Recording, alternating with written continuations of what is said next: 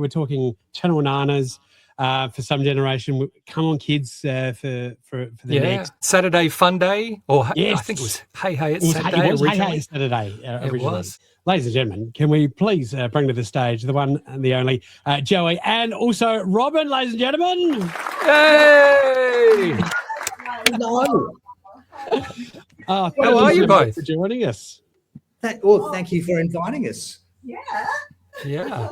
This must be the first time you've both been on screen together for a little while. Yeah, it's been a little while for sure. And I mean, let me just say, really, television royalty, oh my gosh, big boots. Well, Rob, I mean, you got to take what's given. Yeah. We're all in touch with Ian Fairweather, who I call, television royalty. And you look pretty good. Do I? You look pretty good as well, but she looks really good. Right. You both look amazing. Thank you. Yeah. So you stay in touch? Oh yeah. He's my we speak probably what do you reckon? Once or twice or 5 times a week. Right. Yeah. Please bringing me you. Well, we like brother and sister, we grew up together during the great times and the hard times and, weathering storms and entertaining live audiences every day for 10 years. Can't believe it when I think about that. Yeah. And it wasn't as well back in those days. I mean, just to give you an idea of how long ago I bought my own microphone here.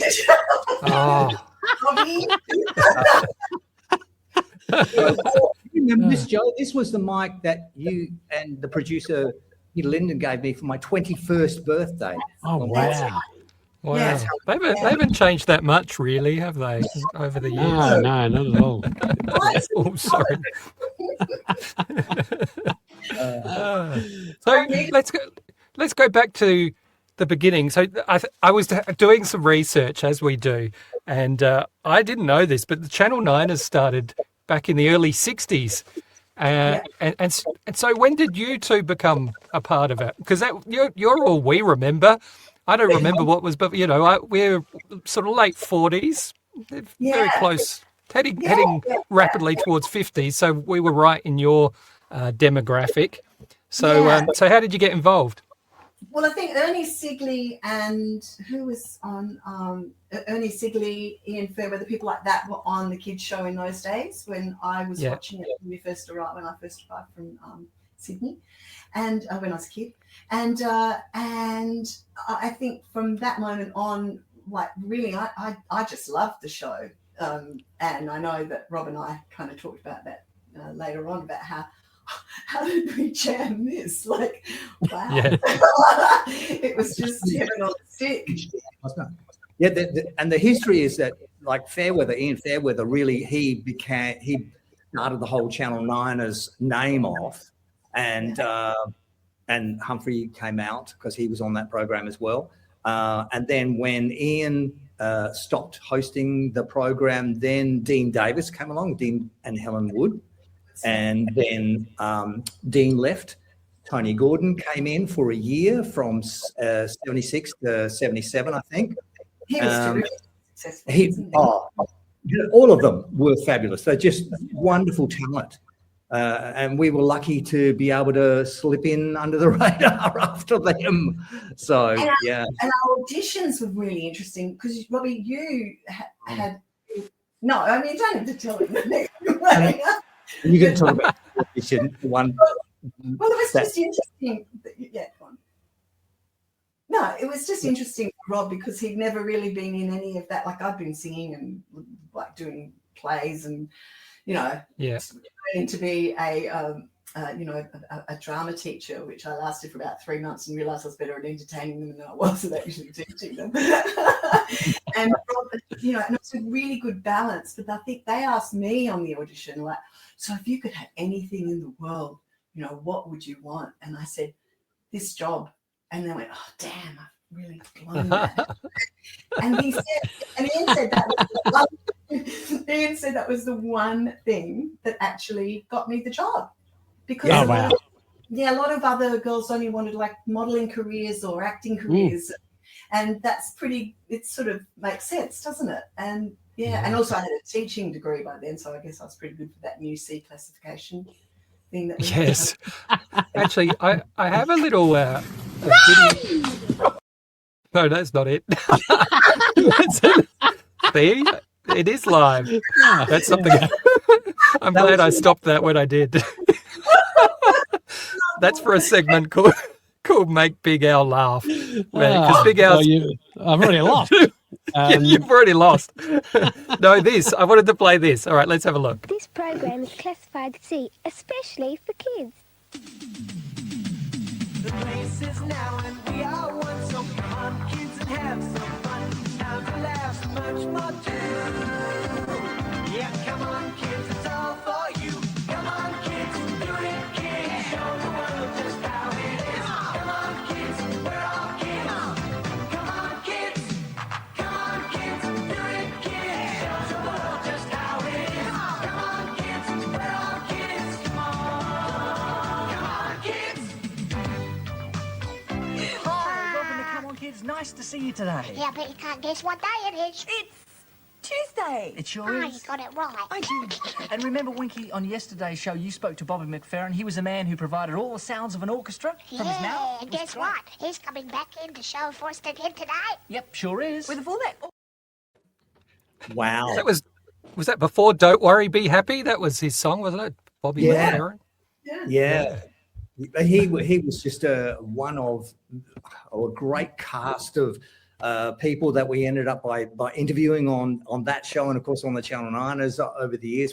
It was staggering. You spoke to George Harrison, Joe. Yeah. Oh, wow. Wow. Well, I just During got the- thrown into it because we were doing the live broadcast from the Grand Prix, and all of a sudden the producer came up and said, "Hey, Joe, quick, we've got a chance of an interview with George Harrison." And I went, "Okay, you know." Awesome.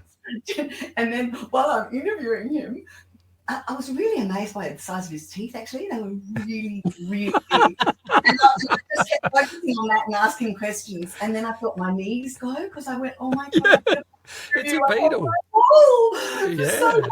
And then I'm talking Yeah. through it, and when I got back, Robbie said, "I hope they've saved that. That was really good," because I just thought I was terrible. Like I mean, it was so quick, and I just thought, I over talked, as I always do.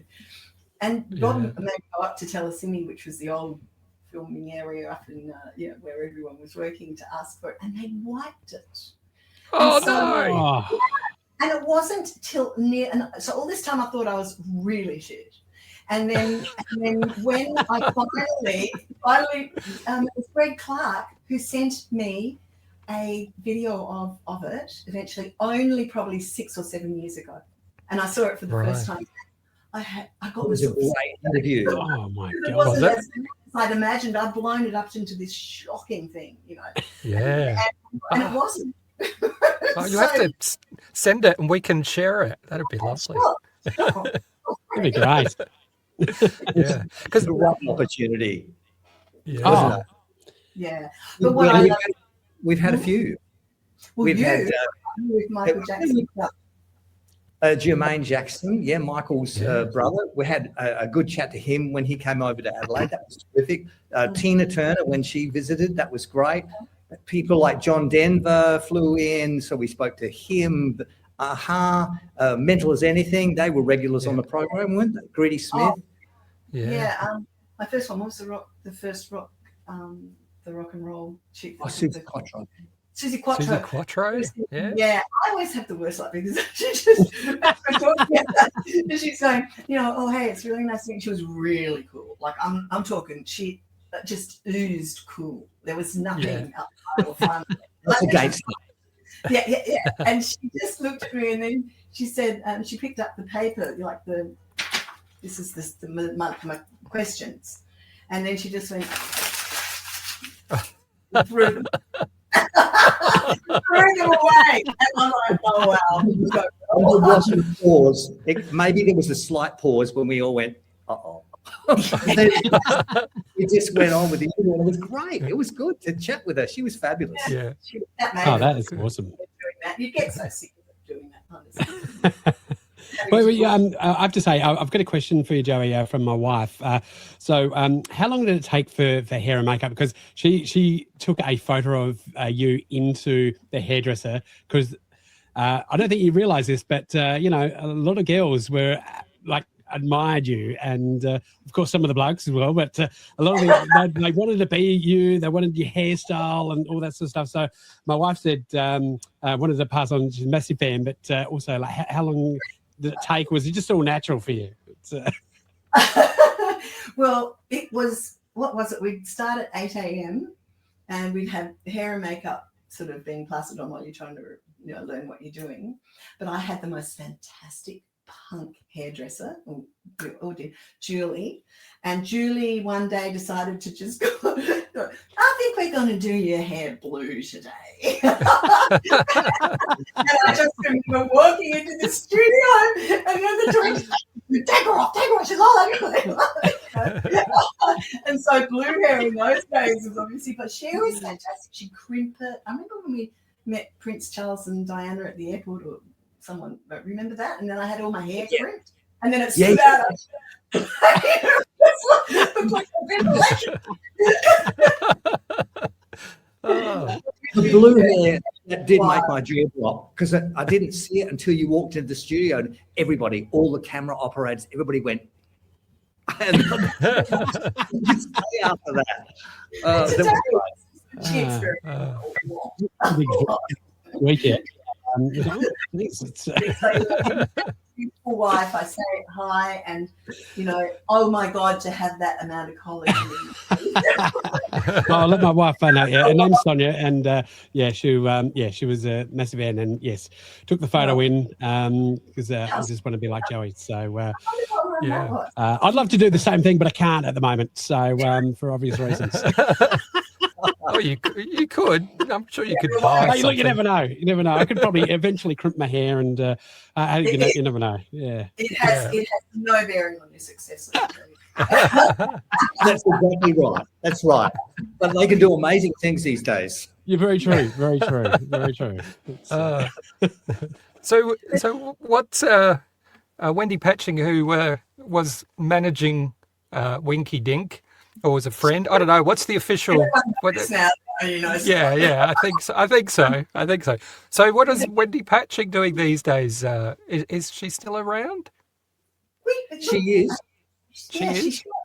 Yeah, she's been doing a lot of appearances with. She's doing kindergartens and stuff, and doing singing. Right. Yeah. Right. She had her own business. She was doing that. Yeah. She's always, because her background is extraordinary, because she was a dancer over in England on the on Solid Gold dancers on the Kenny Everett show. That's her. Really? Yeah. Right. Yeah. I love the Kenny Everett show. That was awesome. Yeah. She was part of so successful over there, and that's when she met her husband, Graham, who was an international trumpeter. Played for the likes of Tom Jones and all of these big names, toured Europe and all that sort of stuff, and then the two of them decided to come back to Australia, and that's when Wendy started doing Winky in a big way. So the whole parameters of the duck from we had beautiful who was doing it for when she got back. It was just that I think the quick wit, the dancing, and just that ability to come in and really, she was very, very quick with it and brilliant with the duck. And I think sometimes sort of being a puppeteer, it must be sometimes a bit easier perhaps to. Yeah. I'm sorry, I'm still in denial. I don't know what you're talking about. I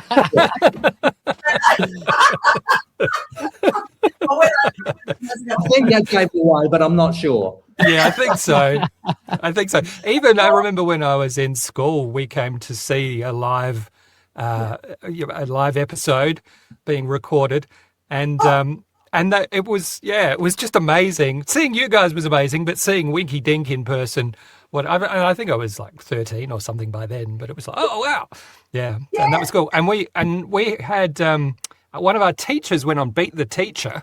You remember that segment? I'm so jealous. Yeah. And I was at Blackwood, and the next day at school, he had a big cut on his mouth where he'd had to put his head into a bowl of jelly and pull out a budgie ladder, like a budgie cage ladder, and he cut his mouth. So, yeah. So I don't know whether Channel 9 ever had a lawsuit, but I don't know. Those days, the Beat the Teacher. Oh, I remember like that goo would go everywhere, and then we just like slide.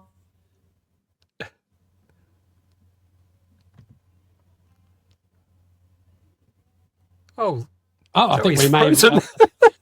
I was hoping that she was going to say something more there. There you go. Oh, there we go. Frozen in slime, it turns out. I thought we were all frozen.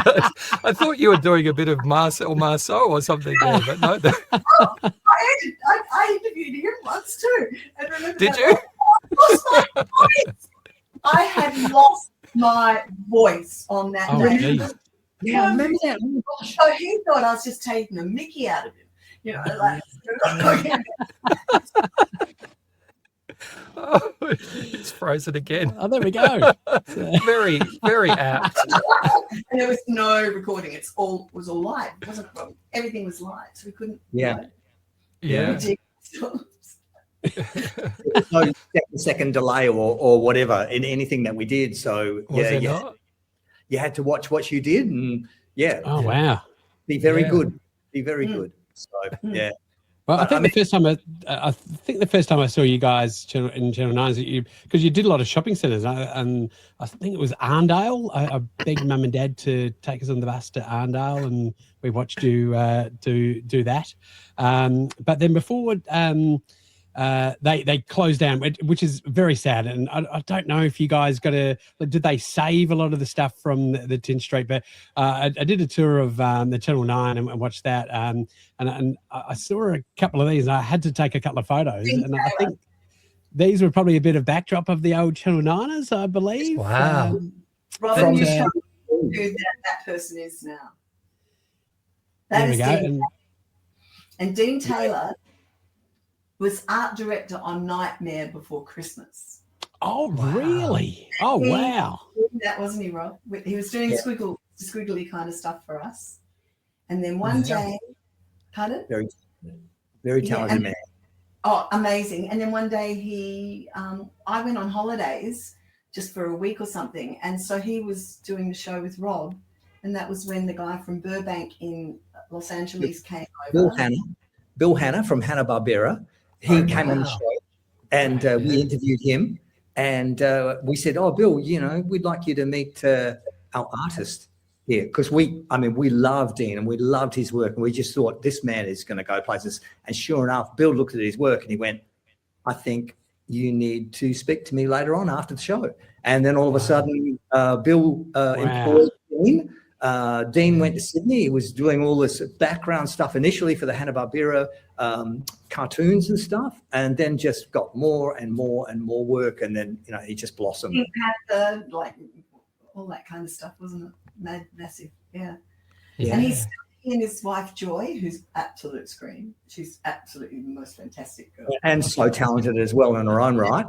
And they're are extraordinarily talented too. Huh? They're all all in that world. You go to a Halloween, which I did. I'm hopeless at dressing up in that sort of thing, and I just remember going to that. And honestly, Joy had dressed up as Mrs. Strumble from, that horrific woman that just sort of she just looked so shocking, but she's so good at it. Like she's just amazing. I was standing next to her and did not even recognize her. I had no idea,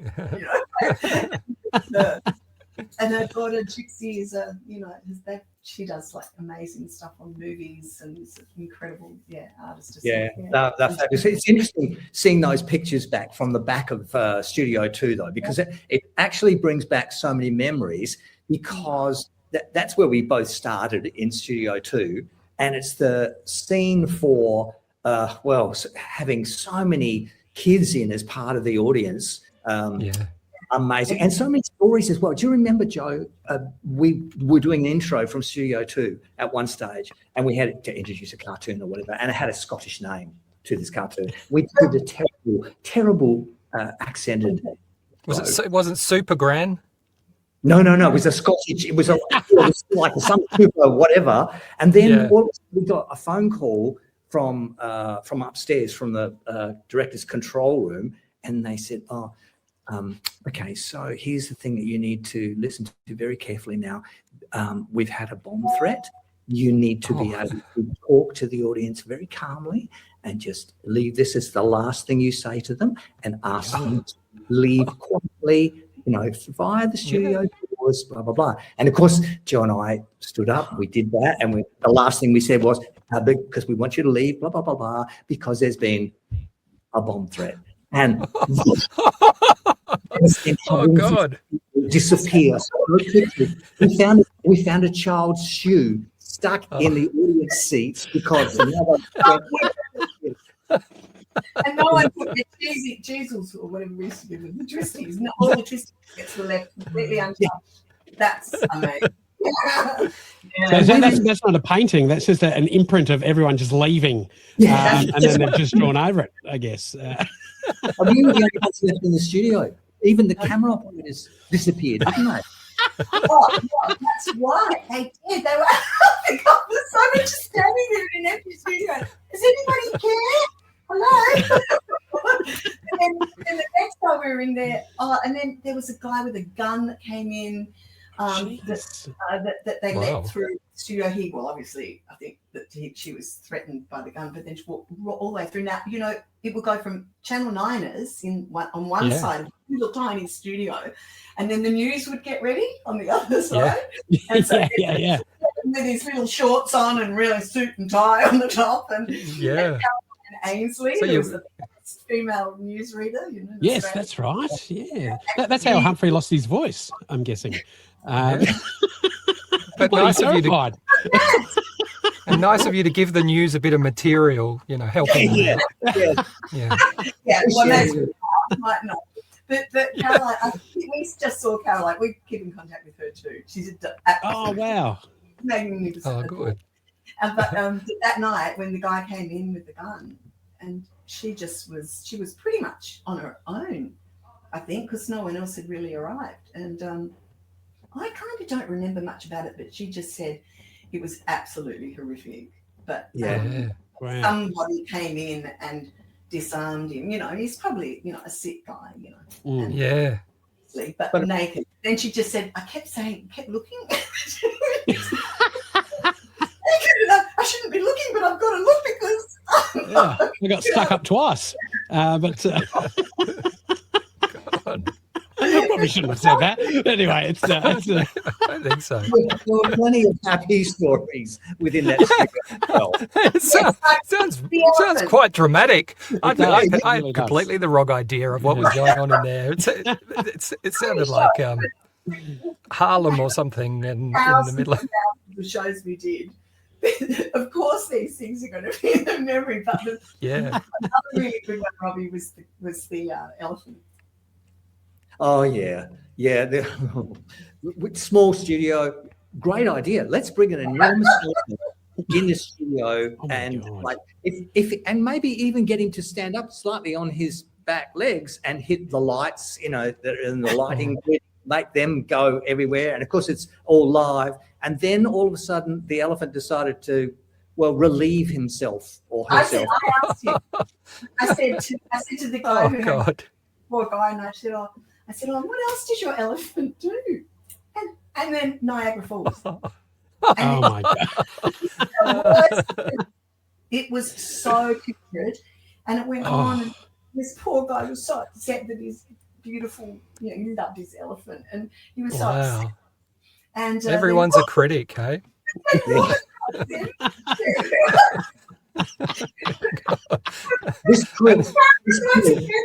cameras are growing out there. They're all leaving. Yeah. Everyone's leaving. Kids are lifting their feet up because the water's rising. And then Bugger Legs comes in with a bucket and mop. All up in helping you, Rob. The tools of my trade, a bucket and a mop.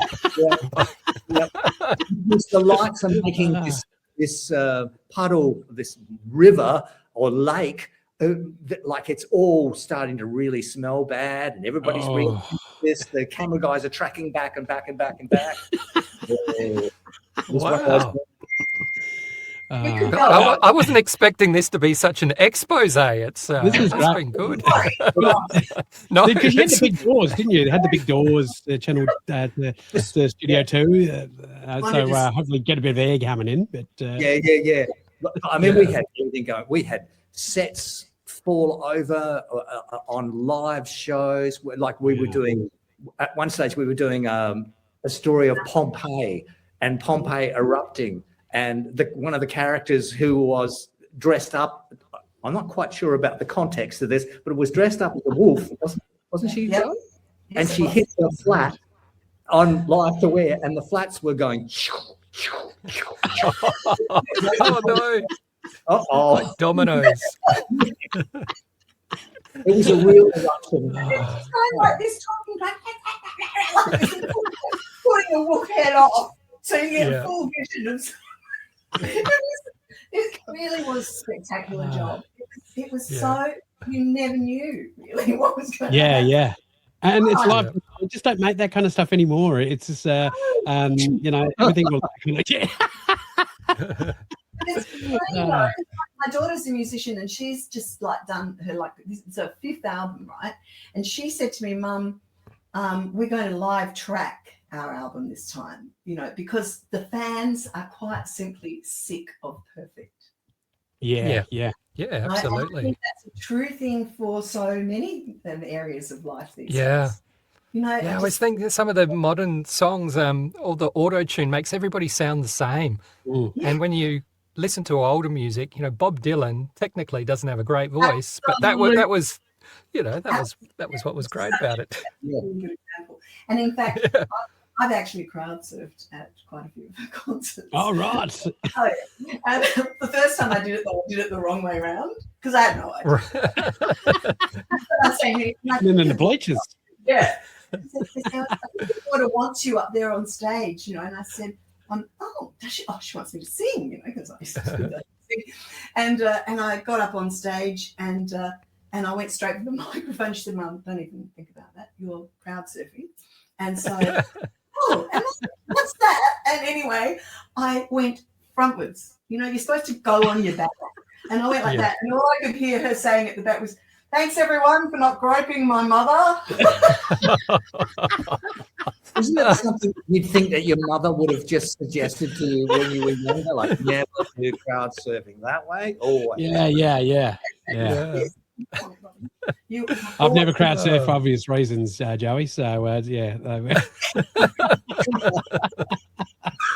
Well, thank you so much for coming on. And you're both still working now and doing all sorts. So, where can people find you, or what should viewers look out for if they want to catch up with what Robbie Roenfeldt and Joey are up to these days? Well, hopefully, very, very soon, a podcast that we've been working on. Right, Joey? Fantastic. Yep. And excellent. It's going to be about helping parents navigate. It's not so serious, but it's about navigating if you've got a creative child and how best to support them, because it's really hard these days. Yeah. We just love working together still. Don't you, Rob? Sorry. Yeah. I'm putting words in out there. That's the thing. We've had a friendship that's been going on for 1,000 years, and we've been able to just pour that into any creative project that we've been working on. And this is the latest one, the podcast. Help my kid has talent, or help my wonderful kid is creative. So we're hoping that's going to be able to come out. I love it. But I've been also writing a kids series, so it's actually more a family. Oh, wow. With another friend from Adelaide, a singer, and friend who was producer of The Voice and Idol, and kids actually kid's voice. And so we've been doing that for years, but maybe because we've both been working full time too. But Robbie was instrumental in helping us slim down some of the factors that we need, because that's what Rob did when when Channel 9 is folded, was produce, and he is an amazing producer. Look, Yeah. he's he's she absolute. thinks all about it. It was always the best, You always. guys will have to come back on when the podcast launches. Yes, please you do. know, Great. Thank you for we inviting can us talk on. about that. Oh, our pleasure. And I just wanted to let you guys know, I don't think you guys realise that through many barbecues and we still talk about you guys like all these years, like all of South Australia, not just Scotty and I who reminisce over the years, but my wifey and I, but everyone in Adelaide still talks about you guys. And you mentioned I mentioned about you guys coming on to onto the show to a couple of people at work and stuff, and they were like, "Oh my god!" and they're just like their memories started flowing back, and so you guys are very treasured and loved still in Adelaide, and thank you so much. Thank you so much. That really That's very flattering, and we certainly do appreciate that. It's great. So thank you to you two for letting it happen. Oh, thank you. It's a reunion that should have happened ages ago, but I'm glad you guys have got the podcast coming out. That's going to be awesome. I can't wait. And next time you go to one of those barbecues, you can tell them that, I don't know if you know what I do. Welcome to Optus. The number you have dialed has been disconnected. Oh my god! Is that you? And not only that, I've got to tell you, Mind blown. you also, if you do what I did and you go on Centrelink and you try and do all of this work and you make a mistake, you'll hear this voice. That's your cue, John. I can never remember what I say. Okay. It's more like, so thank you for calling Medicare. Please treat our staff with, it's all about treating. Oh my God. I don't believe all these years I've been swearing at Joey from Come On Kids. That's what I did, and that's why she gave me this talk, and I had to ring her up and go, I am very angry with you at the moment. Oh my God. I have to forget everything I read except for a couple of them. Oh, wow. Is that how you feel for your calls, Joey? You just go, welcome to Optus. Like it's. I actually have done that. Or just say, fantastic. It's some crank call, and I'll just go, you have called the Department of Services Australia. Can I help you? And then they go, that's wonderful. That is amazing. I love it. I love it. Well, thank you. I knew it would be. You guys are so lovely, and thank you for giving us this opportunity just to have a rave about all the crazy days that we have. Thank you. Thank you so much. Adelaide's still so small. I mean, I'm in Sydney, but wow, I love going home. It's so good. Yeah, we'll talk to you again soon. Okay, Thanks, guys. no worries. Thanks, All right. guys. See ya. Cheers.